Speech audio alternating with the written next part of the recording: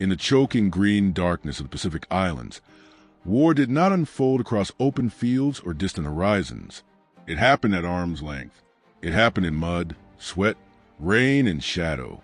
In those jungles, where visibility could vanish after only a few dozen yards, a man often heard the enemy before he saw him. A snap branch, a whisper in the leaves, a shape moving where no shape should be.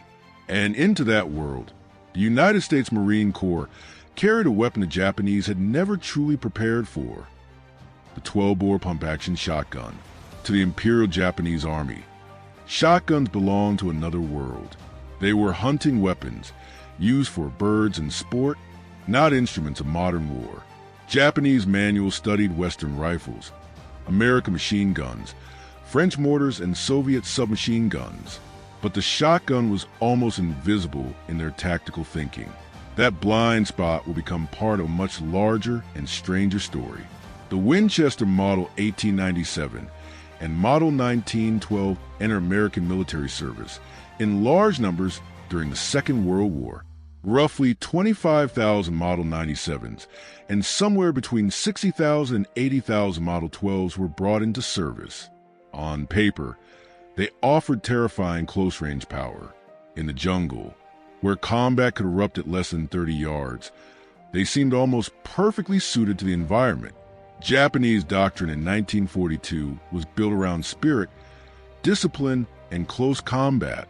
Japan knew it could not match American industry. The United States could produce in a month what Japan struggled to produce in a year. So the Imperial Army places faith in the soldier himself. His endurance, his training, his willingness to close with the enemy and fight with rifle, bayonet, and blade. Their favored method was infiltration by night. Move silently under cover of darkness, slip through the enemy line, strike suddenly at close range. In China, Malaya, and the Philippines, these tactics had brought results. Japanese soldiers were trained to believe that once the range collapsed, their willpower and skill would overcome Western firepower. The American shotgun threatened that assumption. At the very distances where Japanese doctrine expected victory, a Marine armed with a Winchester could turn the jungle into a wall of lead. The Model 1897, designed by John Browning, had a brutal advantage. It could be slam-fired. A Marine could hold the trigger down and work the pump, sending shell after shell forward in rapid succession. Each round of buckshot released multiple heavy pellets, spreading through leaves, smoke, and darkness. In a place where aiming was difficult and the enemy appeared without warning, that spread could be devastating. The Model 97 was rugged, exposed, almost primitive in appearance. Its military version carried a short barrel, a heat shield, and a bayonet lug. Later, the Model 1912 improved the design with smoother mechanics and an internal hammer. By 1943, the Model 12 had largely taken over in many Marine units, though both weapons continued to serve. But the legend of the shotgun in the Pacific is more dramatic than the record itself. The shotgun was present. It was authorized. It was feared in theory. It could be deadly in the right moment. Yet it never became the battle-winning weapon popular culture would later imagine. Its story is not simply one of unstoppable close-range power. It is also a story of mud, humidity, logistics, doctrine, and disappointment. The first major test came on Guadalcanal. In August 1942, Marines landed on an island that seemed designed to break men. Heat pressed down like a hand. Rain soaked everything. The jungle swallowed sound and direction. Patrols moved through vegetation so dense that a man could disappear only yards away. In that environment, shotguns found a natural role. They were carried by point men at the front of patrols. They were kept ready on defensive perimeters at night. They were used where ambush seemed likely, where the first second of contact could decide whether a patrol survived or vanished. But official reports rarely placed shotguns at the center of events. At the Battle of the Tenaru, Japanese attackers were destroyed by machine guns, canister fire, and concentrated defensive fire. Shotguns may have been present, but the weapons that shaped the outcome were heavier, louder, and better documented. Then came the problem that haunted the shotgun across the Pacific. Ammunition. Most shotgun shells use paper cases. In the tropical humidity of the islands, those paper cases absorbed moisture. They swelled, they softened, they refused to chamber. A shell that loaded smoothly in training could become useless after days in jungle conditions. Marines reported shells swelling so badly they could not be loaded in combat. For a weapon designed for sudden violence, unreliability was fatal. Only in March 1945 did the military officially adopt the all-brass M19 shotgun shell. It solved the moisture problem, but it arrived late. By then, many of the great battles of the Pacific had already been fought. Guadalcanal was long over. Tarawa, Saipan, and Peleliu had passed into history. Iwo Jima was nearly finished. For much of the war, the shotgun had been held back not by lack of power, but by the simple fact that its ammunition could not always survive the climate. Training tried to make the shotgun more than a specialist tool. Marines were taught how to use it for patrol security, night defense, bunker clearing, and prisoner control. They practiced rapid firing, close-range engagement, and the famous slam fire technique of the Model 97. The manuals were clear. The weapon had a place. But battlefield reality was less generous. A Marine division was authorized hundreds of shotguns, yet they represented only a small fraction of its small arms. Many went to military police, pioneer units, guards, and specialized teams. They were useful, but they were not everywhere. They were not the center of Marine firepower. Rifles, Browning automatic rifles, machine guns, mortars, artillery, and flamethrowers carried the true weight of the fighting. And the Japanese, despite supposedly being shocked by the weapon, never appear to have treated it as a major threat in official doctrine. This is one of the most revealing details in the entire story. Germany had protested American shotgun use in the First World War, claiming it caused unnecessary suffering. Japan made no comparable protest during the Second World War. Captured Japanese documents do not show special countermeasures against shotguns. Training materials warned against machine guns, artillery, flamethrowers, and tanks. They did not build a tactical response around the shotgun. That silence matters. It suggests that while individual Japanese soldiers certainly encountered shotgun fire, the weapon did not appear often enough or decisively enough to reshape Japanese thinking. Japanese officers after the war spoke of overwhelming American firepower, naval bombardment, artillery, aircraft, armor, and flamethrowers. Shotguns were rarely mentioned. In New Guinea, the jungle seemed once again to offer the perfect stage. Visibility could shrink to only a few yards. Rain was constant. Patrols moved through terrain that punished every step. Army and Marine units requested shotguns after seeing their potential on Guadalcanal. But New Guinea was even harsher on ammunition. Rain, river crossings, and humidity made paper shotgun shells dangerously unreliable. Weapons that looked ideal in training often remained behind in rear areas.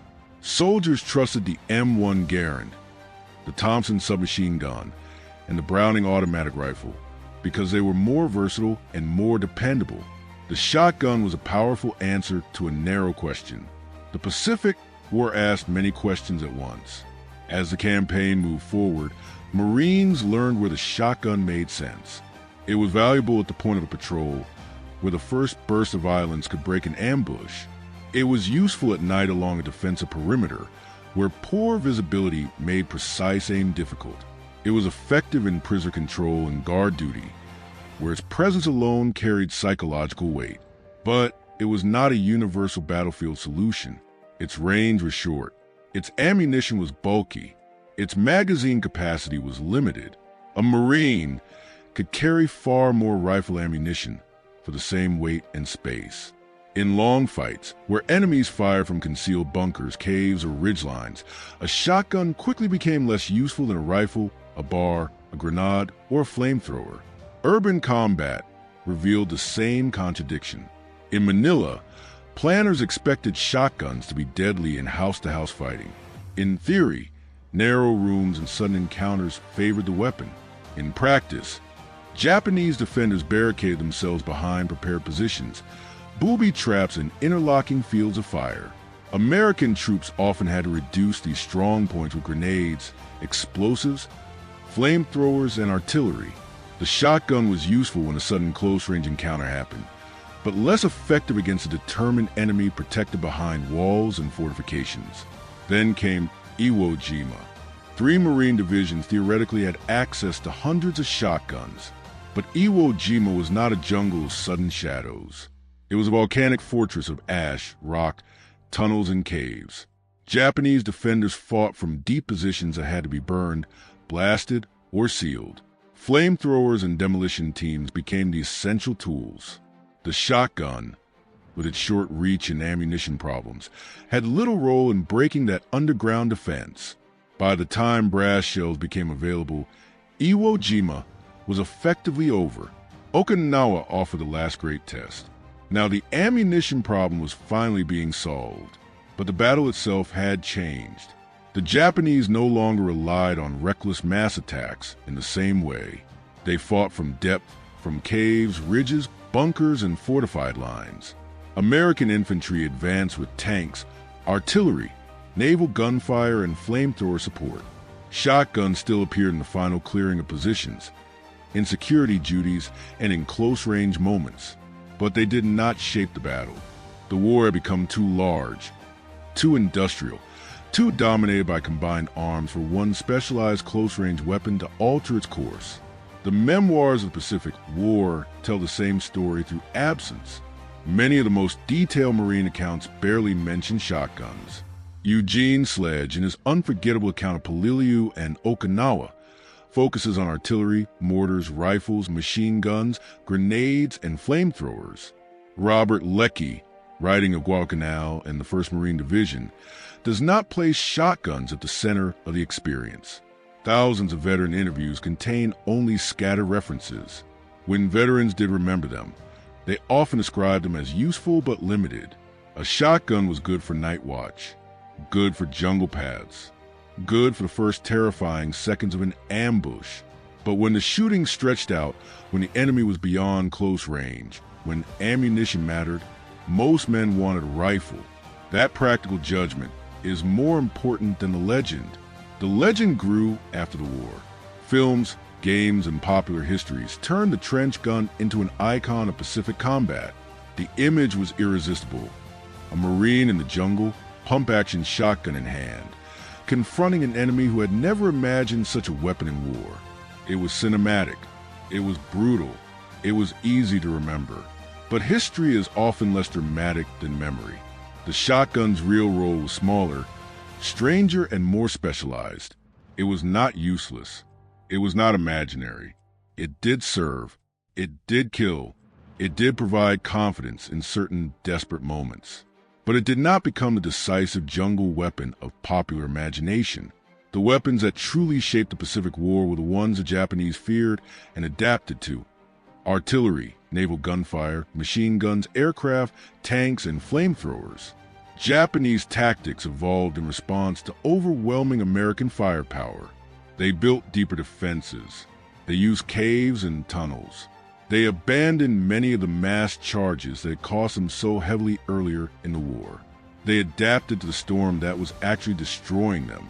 The shotgun was only one spark inside that storm. Its story reveals a gap between a weapon's theoretical power and its real battlefield impact. On paper, a 12-bore shotgun in a jungle ambush was terrifying. In the right hands, at the right range, with reliable ammunition, it could be devastating. But war does not happen on paper. It happens in rain, mud, fear, supply shortages, and changing tactical realities. The Japanese had not prepared for American shotguns, but that lack of preparation mattered less than the myth suggests. The shotgun never appeared in enough numbers, with enough reliability, or in enough decisive situations to force a major Japanese response. By 1945, when brass ammunition finally made the weapon more dependable, the Pacific War was already being decided by forces far larger than buckshot. Shipyards, factories, carrier groups, airfields, fuel, logistics, and the relentless pressure of American combined arms. In the end, the story of a shotgun in the Pacific is not the story of one weapon changing the war. It is the story of how war turns tools into legends, and how legends can grow far beyond the evidence. The Japanese soldier may not have expected to face a 12-bore pump-action shotgun in the jungle. He may have been shocked by its sound, its violence, and the terrible closeness of its effect. But the weapon that truly defeated him was not the shotgun alone. It was the entire weight of American industry and firepower moving across the Pacific, island by island, until there was nowhere left to retreat.